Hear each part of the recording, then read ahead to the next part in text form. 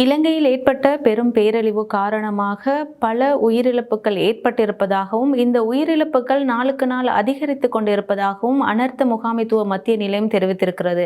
இதுவரையில் நாட்டில் 123 பேர் உயிரிழந்திருப்பதாகவும் 130க்கு மேற்பட்டோர் காணாமல் போயிருப்பதாகவும் அந்த அனர்த்த முகாமைத்துவ நிலையம் தெரிவித்திருக்கிறது. அது மாத்திரமல்லாமல் இந்த உயிரிழப்பானது மேலும் அதிகரிக்கலாம் என்ற அச்சமும் வெளியிடப்பட்டிருக்கிறது. கண்டி மாவட்டத்தில் மாத்திரம் 50 பேர் உயிரிழந்திருப்பதாகவும் அழகிய மலையகமானது இந்த இயற்கை பேரிடர்களால் முழுமையாக சீர்குலைந்திருப்பதாகவும் தெரிய வந்திருக்கிறது.